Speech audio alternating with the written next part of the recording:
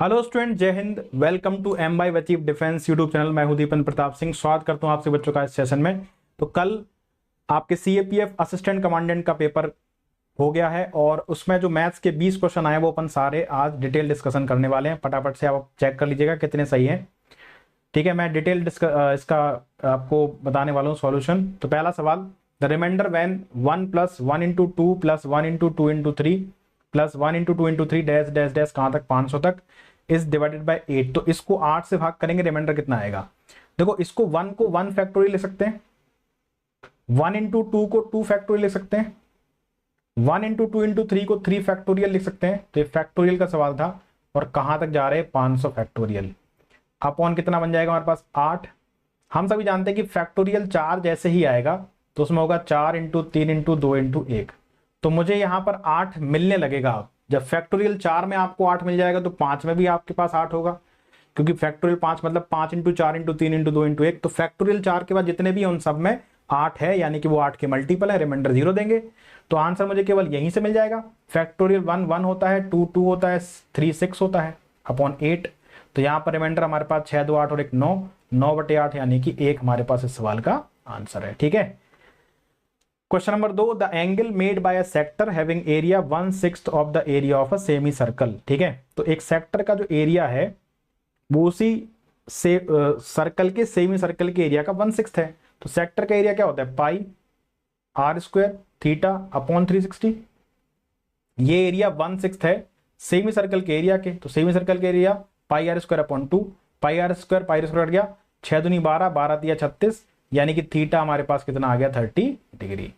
तो option number B इस सवाल का आंसर बन जाएगा। Question number 3, which one of the following is the average of first 5 multiple of each of the number from 11 to 20।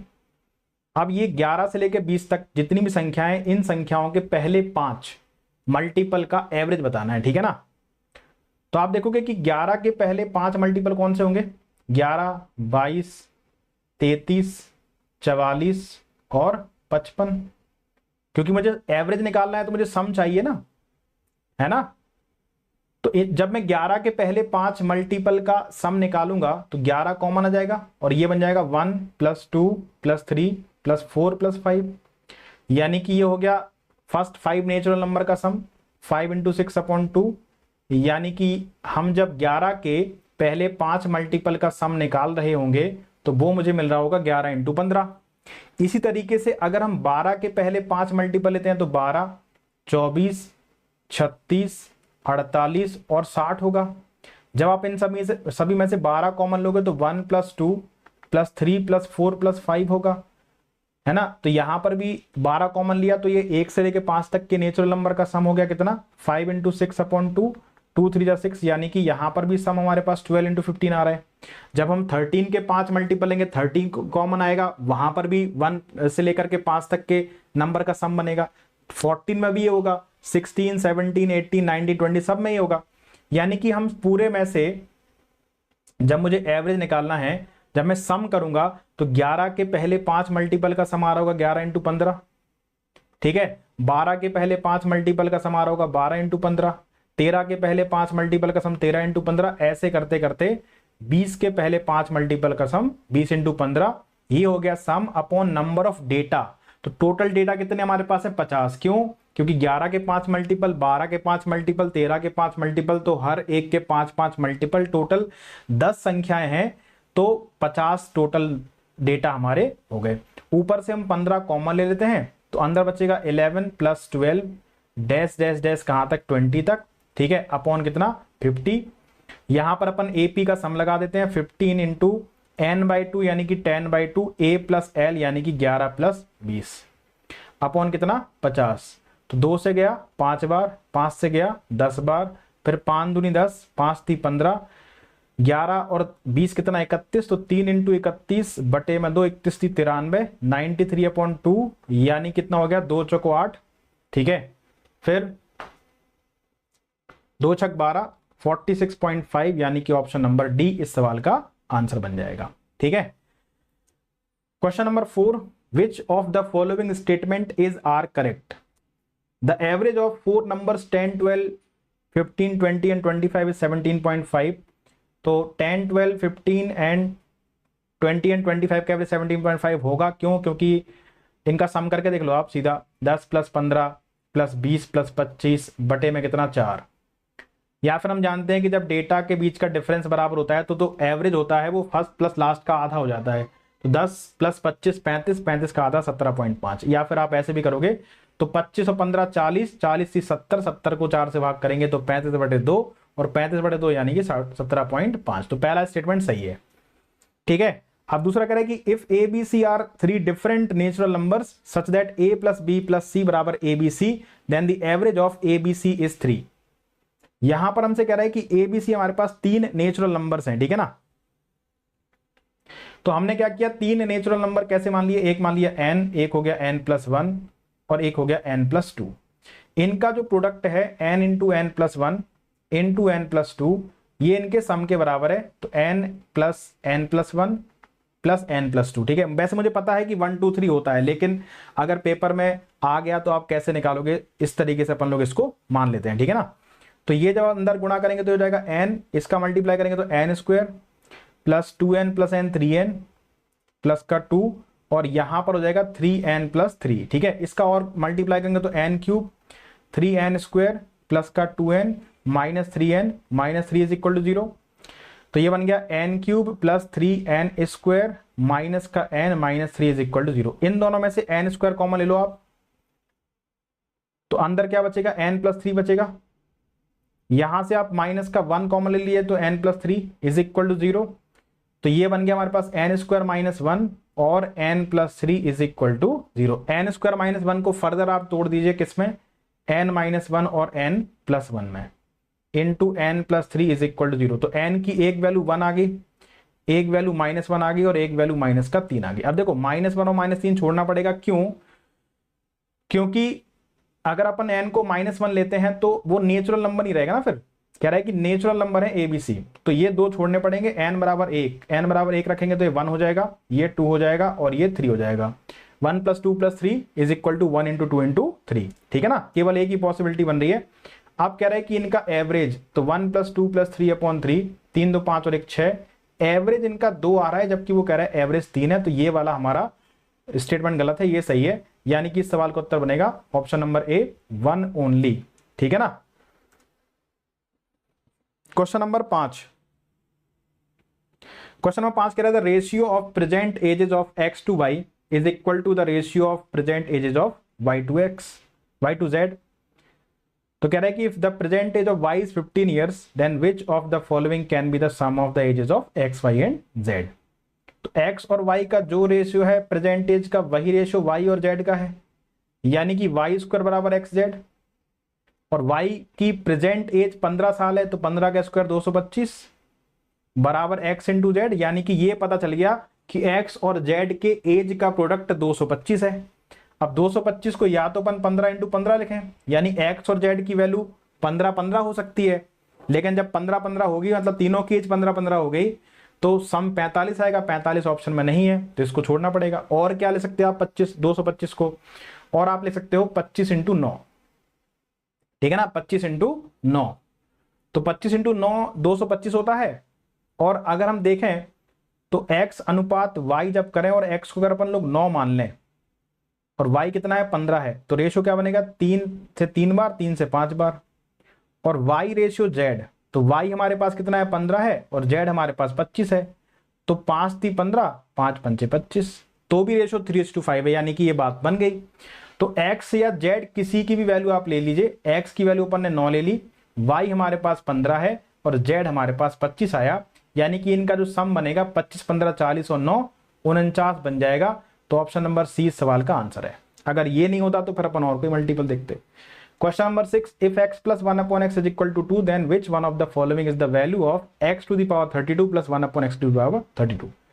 हम सभी जानते हैं कि अगर x + 1/x हमारे पास 2 है, तो x बराबर 1 इस इक्वेशन को सेटिस्फाई करता है। ठीक है ना।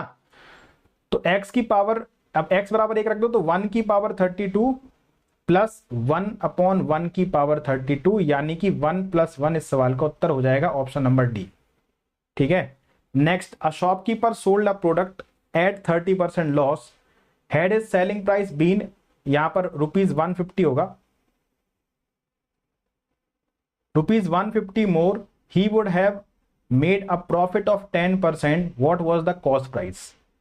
तो एक दुकानदार किसी आर्टिकल को 30% लॉस में बेच रहा था, यानी कि 70% बेच रहा होगा, ठीक है। पहले का एसपी हमारे पास 70% होगा, और फिर क्या किया उसने, उसी आर्टिकल को 10% के प्रॉफिट पर बेच दिया, यानी कि 110% बेच दिया। तो परसेंटेज वाइज देखोगे तो 40% बढ़ गया, लेकिन आप पैसे देखोगे तो वो कह रहा है 150 रुपए ज्यादा बेचा, यानी कि 40% की वैल्यू 150 है, तो 100% किसके बराबर हो जाएगा, 150/40 इंटू 100।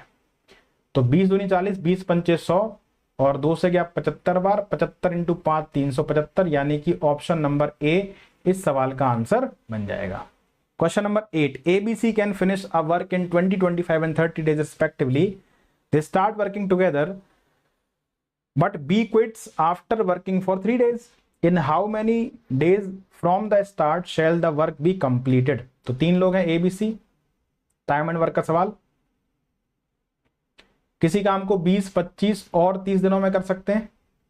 एलसीएम कितना बन गया, 300, यहां पर 15, यहां पर 12 और यहां पर 10।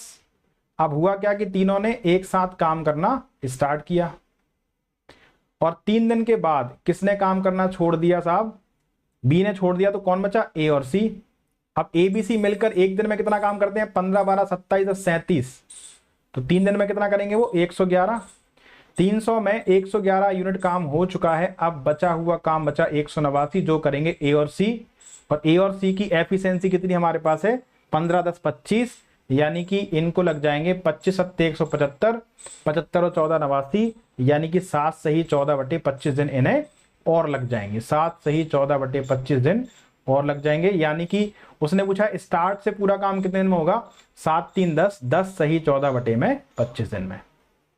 Question number 9, 2 taps A and B can fill a tank with water in 20 and 15 minutes respectively. A third tap C can empty it in 6 minutes. A and B fill the tank for 5 minutes. The tap C is open to empty while A and B continue to fill it. In how many minutes after the start shall the tank get empty? यानी कि हुआ क्या कि 2 नल हैं भरने वाले, ए और B, और ये टैंक को भर लेते हैं 20 और 15 मिनट में, और एक है खाली करने वाला जो टैंक को खाली कर लेता है साहब 6 मिनट में। एलसीएम कितना बन गया, 60, 3, 4, 10। अब देखो ए और सी को आपने, ए और बी को आपने ओपन किया, ए और सी को नहीं, ए और बी को ओपन किया, और कितनी देर तक चलाया, 5 मिनट तक, ठीक है। तो 1 मिनट में 7 लीटर, तो 5 मिनट में कितना, 35 लीटर पानी टैंक में आ चुका है। अब 5 मिनट के बाद आपने ओपन कर दिया है सी को। अब जैसे ही सी ओपन हो जाएगा तो सी अकेले खाली करता है 10 लीटर, यानी कि अब टैंक भरना बंद हो जाएगा, क्योंकि दोनों नल 7 लीटर ही भर रहे हैं, और खाली होना स्टार्ट हो जाएगा। तो ये 35 लीटर कितनी देर में खाली होगा, तो ये दोनों नल भी चल रहे हैं, तो रिजल्टेंट क्या हो गया कि 7 भरा 10 खाली हुआ, यानी कि रिजल्टेंट क्या हुआ, 3 लीटर पानी खाली हुआ। तो जो 35 लीटर है वो कितनी देर में खाली हो जाएगा, 11 × 33 और 2 35, 11 सही 2/3 मिनट में जो है वो टैंक हमारा खाली हो जाएगा, ठीक है ना। कह रहा है कि in how many minutes after the start shall the tank get empty, ठीक है। तो कितनी देर बाद खाली हो जाएगा आपका, 11 सही 2/3 मिनट बाद टैंक आपका खाली हो जाएगा, ठीक। चलिए question number 10, A and B start at the same time to reach the same destination. B traveled at 5/7 of A's speed and reached the destination 1 hour 20 minutes after A. What was the time taken by B to reach the destination? तो साहब देखो, distance दोनों चलना same time पे शुरू करते हैं और डिस्टेंस दोनों सेम ट्रेवल कर रहे हैं, क्योंकि लिखा है to reach the same destination, तो distance is equal to speed into time होता है। और अगर डिस्टेंस दोनों सेम ट्रेवल कर रहे हैं यानी डिस्टेंस कांस्टेंट है, यानी स्पीड इनटू टाइम का प्रोडक्ट कांस्टेंट हो गया, यानी कि स्पीड इनवर्सली प्रोपोर्शनल है टाइम के। अब हमें ए और बी दोनों के स्पीड का रिलेशन दे रखा है क्या, कि जो बी है वो ए की स्पीड के 5/7 स्पीड से ट्रेवल कर रहा है। यानी कि अगर ए की स्पीड 7 होगी तो बी की स्पीड 5 होगी।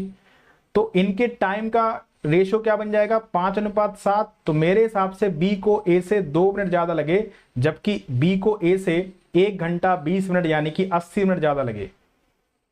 तो 2 की वैल्यू 80, 1 की वैल्यू कितनी होगी 40, तो 7 की वैल्यू कितनी आ रहेगी, 7 चौक 28, 280 मिनट।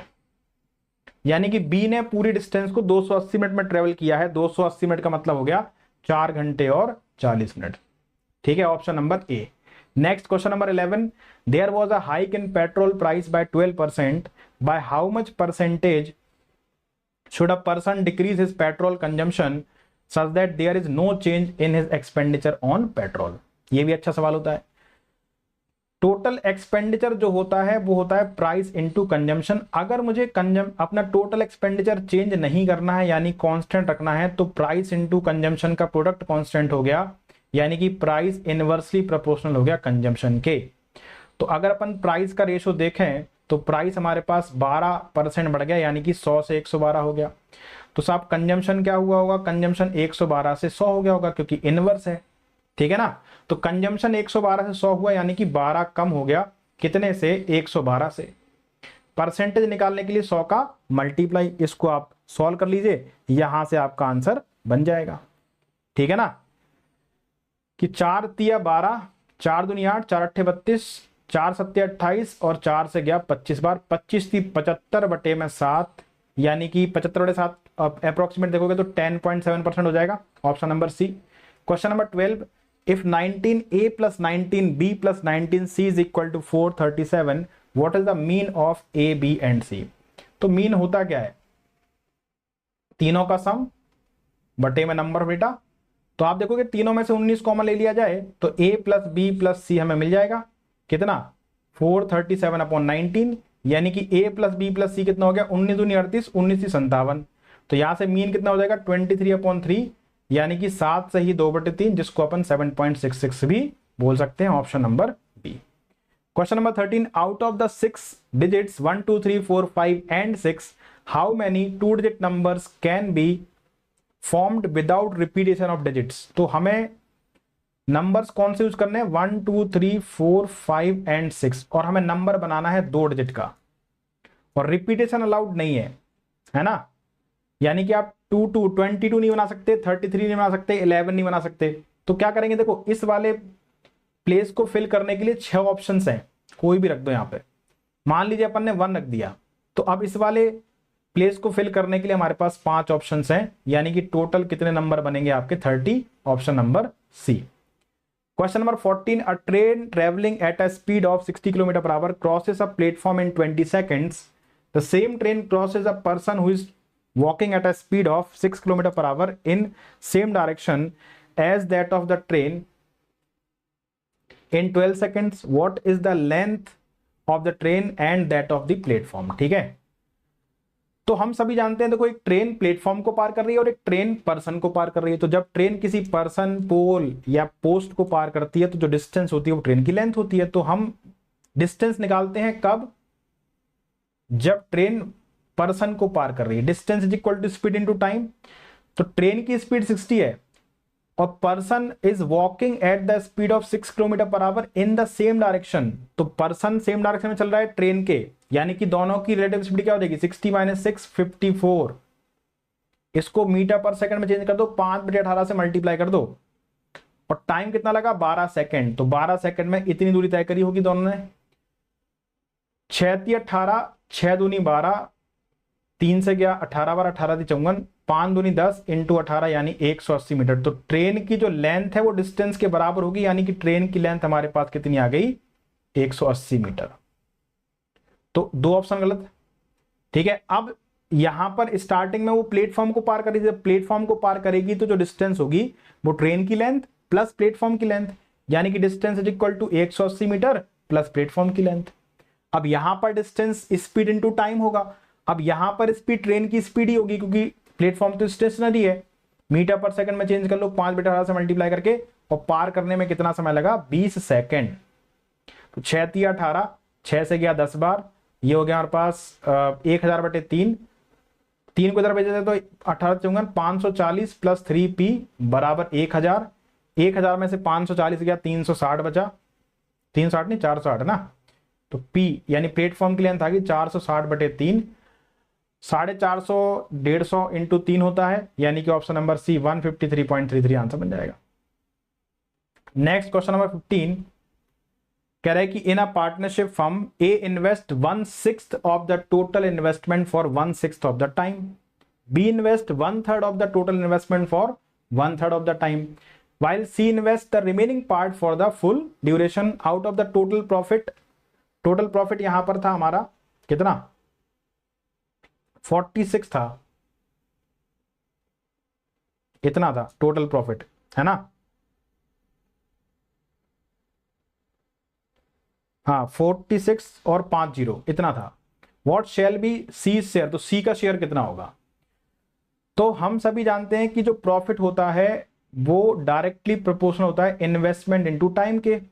तो अगर 3 लोग हैं ए बी और सी, तो इनके इन्वेस्टमेंट और टाइम का प्रोडक्ट कितना होगा।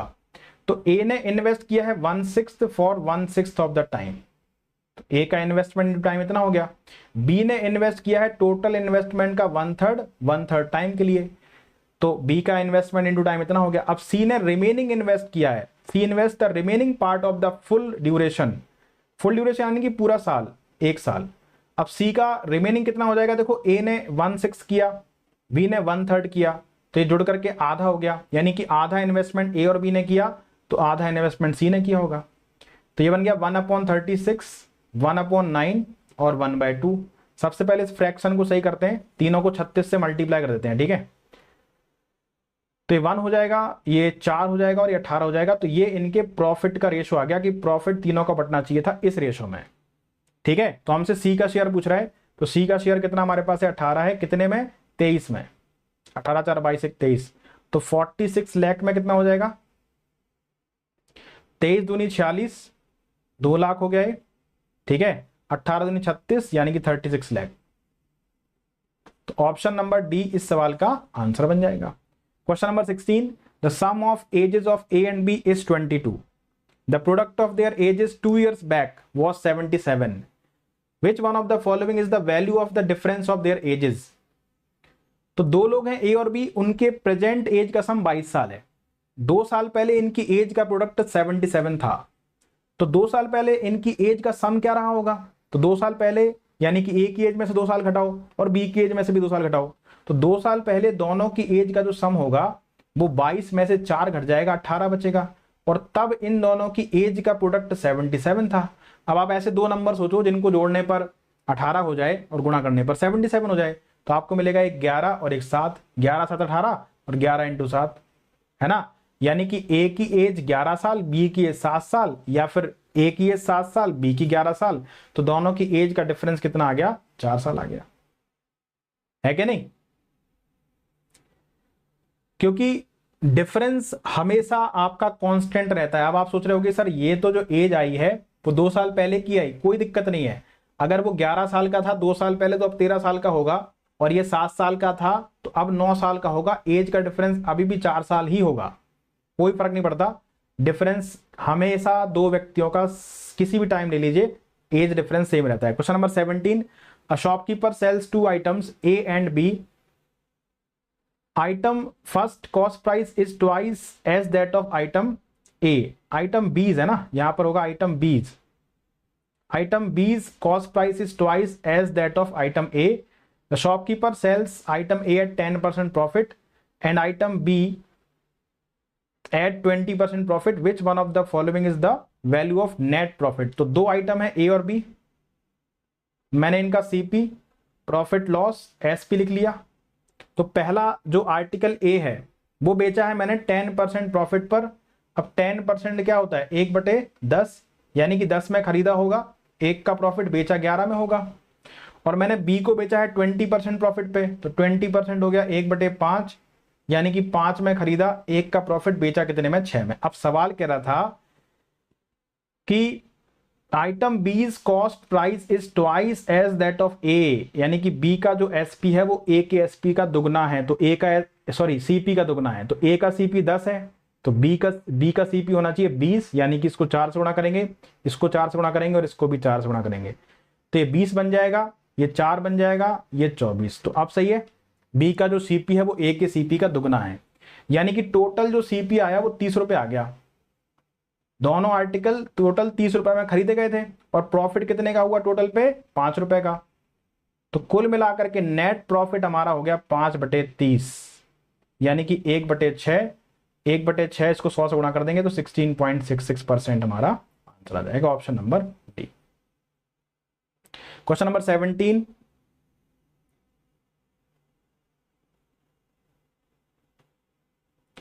तो ये अच्छा ये 2 बार आ गया है ना।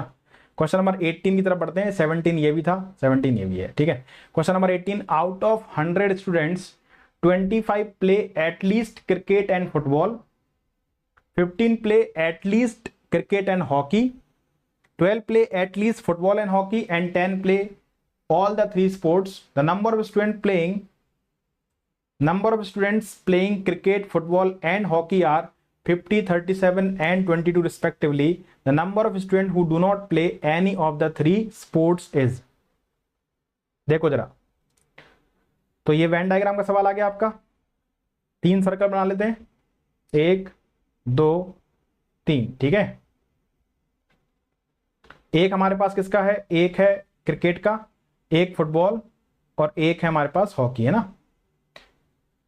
तो सबसे पहले यहां से स्टार्ट करते हैं कि the number of student playing cricket, football and hockey are 50, 37 and 25। तो क्रिकेट वाले कितने हैं, 50 हैं, ठीक है। फुटबॉल वाले कितने हैं, 37 है, और इसके बाद हॉकी वाले कितने हैं हमारे पास, 22 हैं। अब टोटल 100 बच्चे हैं, ठीक है। 25 play at least cricket and football. At least cricket and football का मतलब है कि कम से कम क्रिकेट फुटबॉल तो खेलते ही हैं, तीनों गेम भी खेल सकते हैं, यानी कि ये क्रिकेट और फुटबॉल, यानी कि ये टोटल हमारे पास 25 है, ठीक है। 15 play at least cricket and hockey, यानी कि ये हमारे पास क्या है, 15 है। और 12 play at least football and hockey, यानी कि ये हमारे पास 12 है। और 10 प्ले ऑल दीज, यानी कि ये 10 हो गया, ठीक है ना। अब इस पूरे वेन डायग्राम को फिल कर लेते हैं। ये टोटल 25 है, ये 10 तो ये 15 हो गया, ये पूरा 15 ये 10 तो ये 5 हो गया, ये पूरा 12 ये 10 तो ये 2 हो गया, ठीक है। अब देखो ये पूरा सर्कल हमारे पास 50 का था, 15 5 20 10 30, 30 20 50, ये 20 हो गया। ये पूरा सर्कल 37 का है, 15 2 17 10 27 और 10 37, है ना। ये पूरा सर्कल 22 का है, 15 और 2 17 और 5 22, बन गया पूरा, ठीक है। अब कह रहा है कि ऐसे कितने बच्चे हैं जो इनमें से कोई भी स्पोर्ट नहीं खेलते हैं, तो ये टोटल कर लेते हैं। ये टोटल वो बच्चे होंगे जो या तो क्रिकेट खेलते होंगे या फुटबॉल या हॉकी। तो टोटल क्या हो गया, मैंने ये सर्कल पूरा ले लिया 50 का, ठीक है। फिर क्या बचा हमारे पास, ये 10 बचा, ये 2 बचा और ये 5 बचा। 10 और 5 15 तो 17, यानी कि 67 बच्चे 100 में से ऐसे हैं जो या तो क्रिकेट खेलते हैं या हॉकी खेलते हैं या फुटबॉल खेलते हैं। टोटल 100 बच्चे थे, 100 में से सर घटा दीजिए, 33 बच्चे ऐसे होंगे जो ना तो क्रिकेट खेलते होंगे, ना फुटबॉल ना हॉकी। आंसर क्या बन जाएगा, option number A. Question number 19, a group of 5 people consisting of a couple are to be seated on a round table for a meeting. What is the total number of ways in which the seating arrangement can be made so that the couple do not sit next to each other, ठीक है। तो 5 लोग हैं, मान लेते हैं ए b C D और ई, और इनमें से मान लीजिए कि ए और बी आपके कपल हैं, मान लेते हैं, ठीक है। अब मुझे इनको एक सर्कुलर टेबल के चारों तरफ बिठाना है, सर्कुलर टेबल के चारों तरफ बिठाना है, ठीक है। लेकिन कंडीशन ये है कि ए और बी एक साथ नहीं बैठने चाहिए, है ना। A group of 5 people consisting of a couple are to be seated on a round table. Round table पर इनको बिठाना है 5 लोगों को, ठीक है। What is the total number of ways in which the seating arrangement can be made so that the couple do not sit next to each other? दोनों एक साथ नहीं बैठने चाहिए। तो क्या करेंगे हम लोग, गैप मेथड लगा देंगे यहाँ पे कि अगर मुझे ए और बी को एक साथ नहीं बिठाना है तो सबसे पहले मैं सी डी और ई से कहूंगा कि जाओ बैठ जाओ। तो सी डी और ई, मान लीजिए सी डी और ई यहां पर बैठ गए, सी डी और ई। तो सी डी और ई बैठे सर्कल में, तो 3 लोगों को सर्कल में बिठाने के 3 - 1 यानी कि 2 फैक्टोरियल तरीके, n लोगों को सर्कल में अरेंज करने के n-1 फैक्टोरियल तरीके होते हैं, तो 3 लोगों को सर्कल में अरेंज करने के 2 फैक्टोरियल तरीके हो गए। अब जब आपने CDE को बिठा दिया तो 3 गैप बन गए। देखो, एक तो ये गैप बन गया, एक ये गैप बन गया और एक ये गैप बन गया। तो इन 3 गैप में जो 2 कपल हैं, इन 3 गैप में फिक्स कर दो उनको। तो 3 में से कोई भी 2 गैप चुनो पहले, तो 3C2 कौन से 2 गैप में बिठाना है, और उन 2 गैप में उन 2 कपल को बिठा दो, और 2 कपल 2 फैक्टोरियल तरीके से बैठ सकते हैं। यानी कि अरेंजमेंट के इतने तरीके हो गए, फैक्टोरियल 2 हो गया, 3C2 3 होता है, और ये 2 हो गया 3 दूनी 6 दूनी 12। तो इस सवाल का जो आंसर बनेगा वो बनेगा ऑप्शन नंबर सी। ठीक है, या फिर आप टोटल माइनस एक साथ वाले भी घटा सकते थे, वैसे भी आप इसको निकाल सकते थे। Last question, question number 20, a fair coin is tossed 3 times and the outcome are noted, what is the probability that getting exactly 2 heads. तो आप एक कॉइन को 3 बार टॉस कर रहे हो, तो टोटल आउटकम कितने बन जाएंगे? तो आप बोलोगे सर टोटल आउटकम बन जाएंगे 2 की पावर 3 यानी कि 8। ठीक है, तो हमें एग्जैक्टली 2 हेड चाहिए, यानी कि 2 हेड होना चाहिए और एक टेल होना चाहिए। तो इसको ये कितने तरीके से हो सकता है? तो इनको अपन फैक्टोरियल 3 तरीके से अरेंज कर सकते हैं, और हेड 2 बार रिपीट कर रहा है तो फैक्टोरियल 2 से डिवाइड कर दो, यानी कि हमारे पास कितने तरीके होंगे? 3 ही तरीके होंगे, head head tail, tail head head, tail head tail, है कि नहीं? तो हमसे पूछ क्या रहा है? प्रोबेबिलिटी है ना, तो प्रोबेबिलिटी क्या होती है? टोटल फेवरेबल आउटकम 3 है अपॉन टोटल आउटकम 8, यानी कि 3/8 इस सवाल का आंसर बन जाएगा। ठीक है ना? तो ये थे आपके CAPF असिस्टेंट कमांडेंट 2024 के मैथ्स के सभी 20 क्वेश्चंस का डिस्कशन। उम्मीद है आपको ये क्लास पसंद आई होगी। अगर ये क्लासेस पसंद आ रही है तो आपकी CDS और CAPF की क्लास डेली होती है सुबह 9 बजे। चैनल पर नए हो सब्सक्राइब कर लो, और प्लेलिस्ट में जाकर के आप सारी वीडियो देख सकते हो। अगर आपने M-Vibe के एप्लीकेशन नहीं डाउनलोड किया, डाउनलोड कर लीजिए। और अगर आप हमारे टेलीग्राम ग्रुप से नहीं जुड़े हैं तो टेलीग्राम ग्रुप से भी जुड़ जाइए, क्योंकि टेलीग्राम पर आपको सभी क्लासेस के नोटिफिकेशन देखने को मिल जाते हैं, और PDF वगैरह भी आपको देखने को मिल जाती हैं। ठीक है, तो हम मिलेंगे नेक्स्ट क्लास में, तब तक के लिए टेक केयर, बाय बाय, जय Hind, Vande Mataram. Keep imbibing. We believe in you.